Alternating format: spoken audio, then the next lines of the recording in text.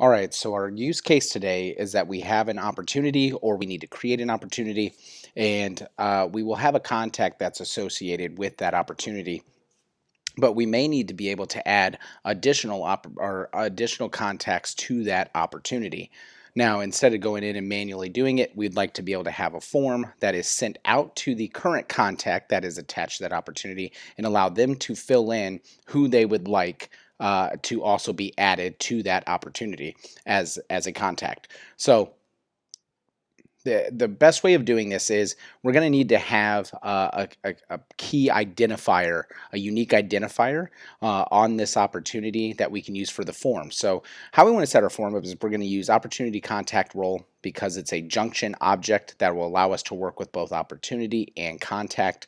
And then we really just, you can make your form as complex as you want.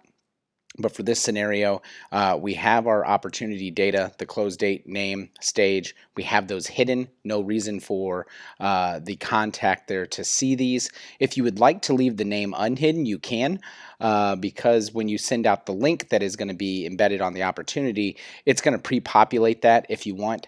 The only thing that can get problematic there would be if they have some autofill from browser data, from cookie data, and they start typing a name in. If they've ever typed it before, it could autofill and change that opportunity name. So you can either hide it or you can add some JavaScript that will basically disable this field post form loading. One of the easiest ways, though, without having to do any JS, is to just go ahead and hide the name. But then we have for our contact roles here, we have the first name. We have the role for opportunity contact role, but we have first name, last name, email. That's what we're going to use for this example. So what we've done is we have gone into Process Builder, and I went ahead and just created an opportunity process that basically when a new opportunity is created, so either new criteria, no criteria on there. What I want it to happen is that when a record is created or edited, so if once you create an opportunity, this unique URL, which I went in and I've created a custom field called new contact addition, or you can call it whatever you want. You can call it new contact form, however you want. When I go in, I've actually just named it under here new contact entry. So what we're doing is under the process builder, we're basically saying that when a new opportunity is either created or if a status within that opportunity, if it moves, any one of its status here from proposal, up or down, it can also generate that link if it doesn't already have it on there. So for those pre-existing opportunities you may have, you can also have it now. But then going forward, any new created opportunity would automatically have that this unique link. So then basically when we go in, our immediate action is that we are going to create a new op URL. That's our action name, and it's going to go to the opportunity record. And then what I've done is under field, I've called it new contact entry. It's a formula, and the formula I'm going to go ahead and send directly to you. Basically what we've done is I took the pre-build.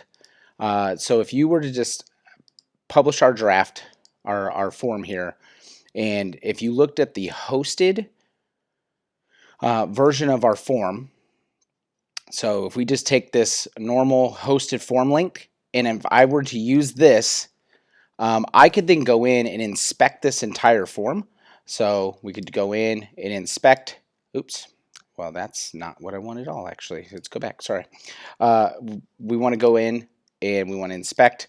We could actually gather the actual field data for each one of the hidden fields that are on here. So all I've done is taken the hidden field data for the name of the opportunity, the close date, and the status, and then I went in and we were able to basically take that generic form ID and then take the opportunity contact role, basically here the opportunity contact role, the close date, as well as the stage name, put those together as a formula, and then save it. So basically now with that formula, it's going to auto then every time an opportunity is created, it's going to go ahead and create this link within your new custom field that you've already built, but it's going to populate that in there. So now when you're ready to send it out to a customer, to the contact currently. So we have, like, for instance, we have Alan Johnson here. Alan Johnson is already a contact, but I need Alan to go ahead and, send me some other contacts.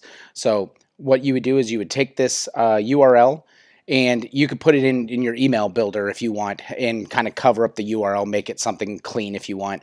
But basically, when he would open up this link, it would take him out. I could say, okay, the new contact, here we go. I'm going to do this as David. We'll call him Testman. And it's David at test.com. Okay. And let's just contact. Here we go. All right. So now once I submit, what will happen is we'll go back in. Okay, thank you for our submission. Now I'm going to show you two little things here.